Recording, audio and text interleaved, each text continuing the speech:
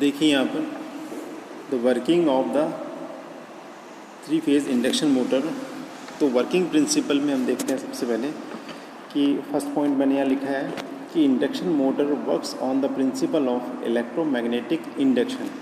तो जैसा कि मैंने आपको पहले बताया था कि जो 3 फेज़ इंडक्शन मोटर होती है वो इलेक्ट्रोमैग्नेटिक इंडक्शन पे वर्क करती है। इलेक्ट्रोमैग्नेटिक इंडक्शन का मीनिंग यहाँ पर है कि जैसा ट्रांसफार्मर में आपने पढ़ा था, ट्रांसफार्मर के अंदर क्या होता है कि एक प्राइमरी वाइंडिंग्स होती है और एक सेकेंडरी वाइंडिंग्स होती है। तो प्राइमरी वाइंडिंग को हम सप्लाई देते हैं। प्राइमरी वाइंडिंग में सप्लाई देने से उसके अंदर अल्टरनेटिंग फ्लक्स प्रोड्यूस होता है और वो अल्टरनेटिंग फ्लक्स सेकेंडरी वाइंडिंग को कट करता है। तो सेकेंडरी वाइंडिंग जब अल्टरनेटिंग फ्लक्स से लिंक होती है तो उसका खुद का एक ईएमएफ डेवलप होता है। उसके अंदर इलेक्ट्रोमैग्नेटिक इंडक्शन से उसके अंदर ईएमएफ डेवलप होता है और चूँकि सर्किट उसका कंप्लीट होता है तो उसके अंदर करंट फ्लो होती है। तो इस तरह से आप देखते हैं कि हमने सप्लाई दी प्राइमरी वाइंडिंग को और हमें सप्लाई मिल रही है सेकेंडरी वाइंडिंग में। तो ये इलेक्ट्रोमैग्नेटिक इंडक्शन होता है। और इसमें एक विशेष बात जो ध्यान करने योग्य होती है वो ये होती है कि किसी भी तरह से प्राइमरी वाइंडिंग और सेकेंडरी वाइंडिंग में कोई इलेक्ट्रिकल कनेक्शन नहीं होता है, फिर भी due to induction effect secondary winding में सप्लाई है, पावर है, वो इंड्यूस हो जाती है। तो यही सिद्धांत हमारा इंडक्शन मोटर में वर्क करता है। तो जैसा कि हम जानते हैं इंडक्शन मोटर के अंदर भी जो मुख्य भाग होते हैं वो 2 होते हैं, एक होता है स्टेटर और एक होता है रोटर। तो जो सबसे बाहरी भाग होता है उसे हम स्टेटर बोलते हैं और जो अंदर रोटेट करने वाला भाग होता है उसे हम रोटर बोलते हैं। तो स्टेटर को हम as a primary of transformer मान सकते हैं और रोटर को as a short circuit of secondary winding of transformer मान सकते हैं। तो जिस तरह से हम ट्रांसफार्मर की प्राइमरी वाइंडिंग को सप्लाई देते हैं उसी तरह से हम जो इंडक्शन मोटर है उसके स्टेटर को सप्लाई देते हैं, 3 फेज़ सप्लाई देते हैं। तो सबसे पहले हमने क्या किया, इंडक्शन मोटर के टर्मिनल बॉक्स से उसके अंदर हमने स्टेटर को 3 फेज़ सप्लाई दी। तो यहाँ देखिए दूसरा पॉइंट मैंने लिखा है कि when the 3 phase supply given to the stator winding a rotating magnetic field of constant magnetic field is produced. तो जब हम इंडक्शन मोटर के जो स्टेटर होता है उसको हम 3 फेज़ सप्लाई देते हैं तो 3 फेज़ सप्लाई देने से उसके अंदर वाइंडिंग में करंट फ्लो होती है। और आपने देखा होगा जब मैंने इसके पहले वीडियो लेक्चर में आपको समझाया था कि जब हम स्टेटर को 3 फेज़ सप्लाई देते हैं तो उसके अंदर जो मैग्नेटिक फील्ड डेवलप होता है वो रोटेटिंग होता है और उसकी जो वैल्यू होती है वो 1.5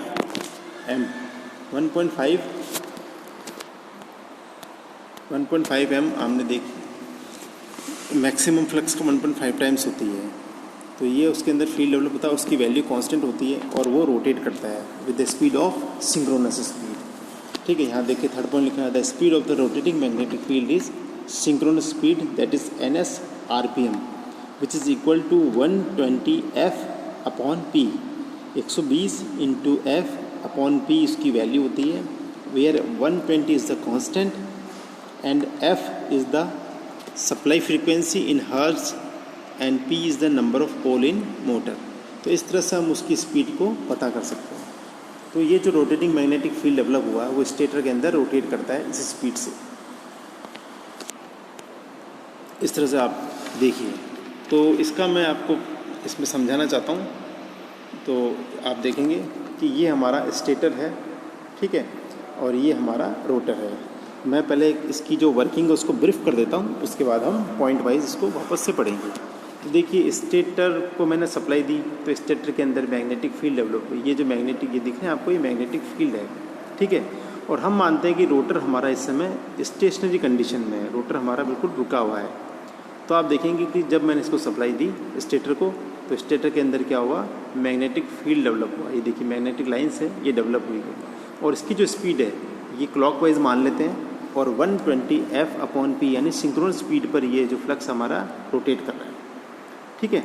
तो इस तरह से ये फर्स्ट जो फिगर है उसमें दिखा रखा है इस तरह से।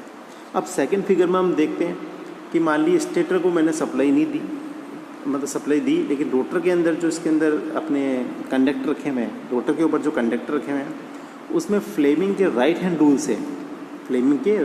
से हम फ्लक्स की डायरेक्शन पता कर सकते हैं। देखिए करंट की डायरेक्शन यूँ है, ठीक है, रोटर हमारा जो रोटर की और स्टेटर की जो रिलेटिव मोशन है वो इस तरह से है, ठीक है, तो हमारा जो फ्लक्स होगा वो इस डायरेक्शन में होगा, एंटी क्लॉकवाइज होगा, ठीक है। तो ये फ्लक्स की डायरेक्शन होगी, तो इस तरह से इसका खुद का एक फ्लक्स बनेगा, मैग्नेटिक, इसके अंदर करंट इंड्यूस होगा और ये फ्लक्स बनेगा, ठीक है। अब लेंज के नियम से हम देखते हैं कि लेंज का नियम क्या बोलता है कि लेंज का नियम यही कहता है कि जो रोटर है उस कारण का विरोध करेगा जिस कारण से उसकी उत्पत्ति हुई है। तो रोटर की कंडक्टर के अंदर जो करंट फ्लो हुई है वो किस वजह से हुई है? वो हुई है स्टेटर के और रोटर के रिलेटिव मोशन की वजह से। अगर दोनों में रिलेटिव मोशन नहीं होता तो फ्लक्स इससे कटता नहीं। फ्लक्स अगर कटता नहीं तो E is equal to D phi by D T का रूल नहीं लगता। E is equal to D phi by D T. D phi by D T का मतलब rate of change of flux with respect to time. और Lenz के नियम से यहाँ पर माइनस और लगा दिया, ठीक है। तो इस तरह से आप देखेंगे कि स्टेटर और रोटर का रिलेटिव मोशन है, इसकी वजह से यहाँ कंडक्टर के अंदर फ्लक्स प्रोड्यूस हुआ। तो लेंस का नियम बोलता है कि ये इस कारण का विरोध करेगा।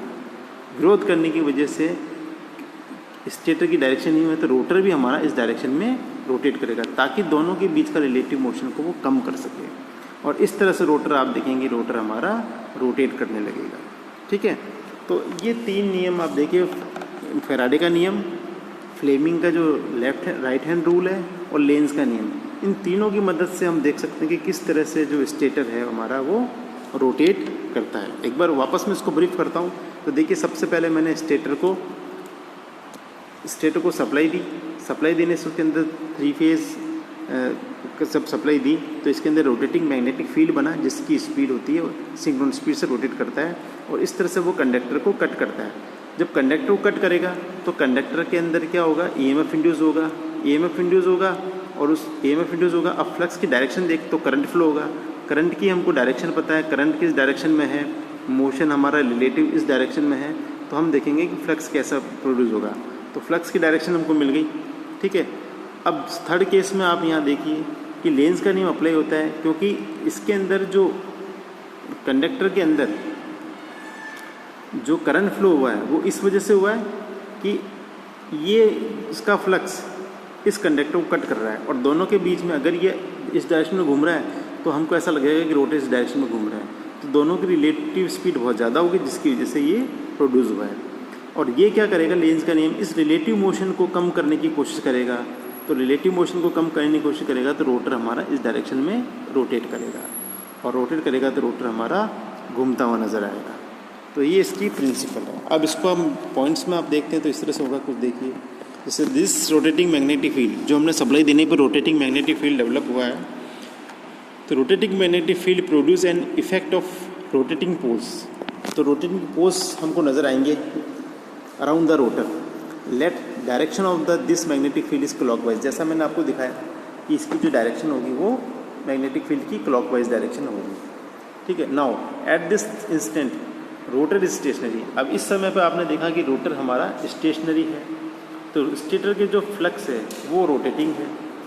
तो हमको ऐसा लगेगा कि so it is obvious that the three and there exist of relative motion between the RMF and rotor conductor. तो रोटेटिंग मैग्नेटिक फील्ड और रोटर कंडक्टर उन दोनों के बीच में हमको रिलेटिव मोशन लगता है। और ये रोटेटिंग मैग्नेटिक फील्ड है, ये रोटर के कंडक्टर को कट करेगा जिससे कि रोटर के कंडक्टर कट होंगे। और whenever a conductor cut a flux EMF get induce it. जब भी कंडक्टर कट होता है फ्लक्स से हम जानते हैं तो कंडक्टर के अंदर EMF इंड्यूस होता है और करंट फ्लो होती है, ठीक है। और करंट अपना खुद का एक मैग्नेटिक फील्ड बनाती है, ठीक है। As the rotor form close circuit, rotor का क्योंकि सर्किट क्लोज है, दोनों तरफ से हमने देखा कि वाइंडिंग को एंड से जोड़ रखा है, तो इंड्यूस EMF होगा, सर्कुलेट होगी करंट उसके अंदर, तो वो रोटर करंट कहलाएगी। Any current carrying conductor. अब देखिए यहाँ फैराडे का नियम जो बताता है वो क्या बताता है कि any current carrying conductor produce in own flux, अपना खुद का फ्लक्स जनरेट करेगा। So the rotor produce it's flux called rotor flux, तो उसको हम बोलेंगे रोटर फ्लक्स, ठीक है। तो एक तो हो गया हमारा स्टेटर फ्लक्स और दूसरा हमारा इंडक्शन के थ्रू रोटर के अंदर करंट फ्लो हुई है और करंट फ्लो होने से उसका खुद का एक फ्लक्स बना है। तो दो फ्लक्स हमारे यहाँ पर मिलते हैं, एक स्टेटर फ्लक्स और दूसरा rotor flux. For assuming the direction of the rotor current, the direction of rotor flux is clockwise as shown.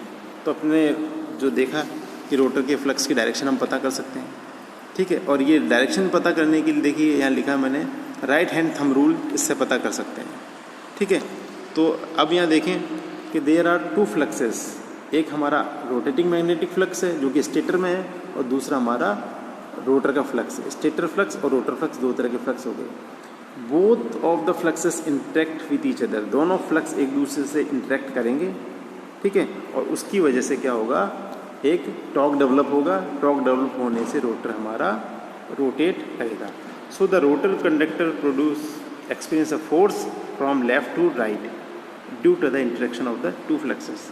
तो जो दो फ्लक्स हमने देखे, एक फ्लक्स स्टेटर फ्लक्स और दूसरा फ्लक्स रोटर फ्लक्स, तो दोनों के इंटरेक्शन से कंडक्टर के ऊपर एक फोर्स लगेगा और वो फोर्स उसको लेफ़्ट टू राइट घुमाने का प्रयास करेगा। और लेफ़्ट टू राइट घुमाने से क्या होगा, जो स्टेटर की जो रोटेटिंग मैग्नेटिक फील्ड है और रोटर की जो स्पीड है, दोनों के बीच में रिलेटिव मोशन कम होगा। क्योंकि मैंने बताया जैसा कि लेंज का नियम को भी ध्यान में रखना है। लेंज का नियम कहता है कि रोटर उस कारण का विरोध, रोटर में जो करंट फ्लो हुई है वो किस कारण से हुई है, उस कारण का विरोध करेगी। तो रोटर में करंट फ्लो हुई है दोनों के रिलेटिव मोशन की वजह से, और वो रोटर को और रोटर की, तो रोटर उस जो रिलेटिव मोशन है उसको कम करने का प्रयास करेगा, इसलिए लेफ़्ट टू राइट वो रोटेट करेगा। As all the rotor conductor experience a force, और रोटर के अंदर जो जितने भी कंडक्टर लगे हैं सभी पे फोर्स लगेगा। Overall rotor experience a torque and start rotating. और इस तरह से जो रोटर है वो एक्सपीरियंस करेगा एक टॉर्क और रोटर वो स्टार्ट हो जाएगा चलना। So interaction of the two fluxes is very essential for the motoring action.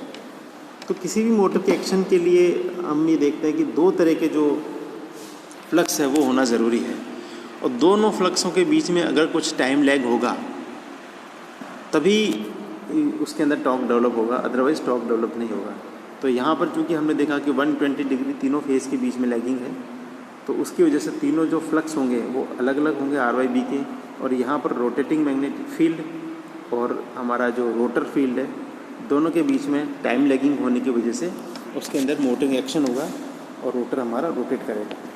तो as seen from the figure the direction of the force is same as the rotating magnetic field. तो इस तरह से जो rotor की direction होगी वो भी उसी डायरेक्शन में होगी जिस डायरेक्शन में हमारा रोटेटिंग मैग्नेटिक फील्ड रोटेट कर रहा है, जिसकी वजह से दोनों की रिलेटिव स्पीड भी कम होगी। तो इस तरह से हम देखते हैं rotor start rotating in the same direction of the rotating magnetic field. तो रोटर हमारा उसी डायरेक्शन में रोटेट करता है। अब जो स्टेटर होता है उसकी स्पीड हमने देखी है NS यानी 120 F/P। तो वो स्टेटर का जो स्टेटर फ्लक्स है, स्टेटर फील्ड है, वो सिंक्रोनस स्पीड पर रोटेट करता है, जबकि रोटर हमारा एक NR स्पीड पर रोटेट करता है। तो NR और NS दोनों का जो डिफरेंस होता है वो स्लिप कहलाता है। तो किसी भी इंडक्शन मोटर की जो कार्यविधि होती है वो इसी बात पे होती है कि उसके अंदर स्लिप है ही नहीं है। अगर हम NR को NS के बराबर कर दें, यानी कि रोटर की स्पीड है वो हमारी सिंक्रोनस स्पीड के बराबर हो जाएगा, तो दोनों के बीच में रिलेटिव मोशन क्या होगा, ज़ीरो हो जाएगा। और जब रिलेटिव मोशन ज़ीरो होगा तो कंडक्टर के अंदर जो करंट इंड्यूस हो रही थी, क्योंकि E=d∅dt जो लग रहा था वो नहीं लगेगा, जिसकी वजह से कंडक्टर में करंट फ्लो नहीं होगा। कंडक्टर में करंट फ्लो नहीं होगा तो उसका फ्लक्स नहीं बनेगा, और फ्लक्स नहीं बनेगा तो रोटर हमारा रोटेट नहीं करता। इसलिए इंडक्शन मोटर के रोटेशन में स्लिप का बहुत बड़ा योगदान है कि बिना स्लिप के इंडक्शन मोटर रन नहीं करती, वो उसके एक तरह से हेल्पर मान सकते हैं। और स्लिप की जो वैल्यू होती है वो 0.04 से लेकर 0.06 तक वेरी करती है, जिसका हम नेक्स्ट लेक्चर में उसके बारे में हम पढ़ेंगे। तो आज के वीडियो लेक्चर में मैंने आपको 3 फेस इंडक्शन मोटर की कार्यविधि और प्रिंसिपल के बारे में मैंने समझाया। उम्मीद करता हूँ आपको लेक्चर समझ में आया होगा, और उसको आप अच्छी तरह से एक बार दोबारा पढ़िए, देखिए, बुक्स को कंसल्ट कीजिए, आपको ये लेक्चर समझ में आएगा। ठीक है, तो नेक्स्ट लेक्चर में अपन स्लिप के बारे में पढ़ेंगे। तब तक के लिए थैंक्स।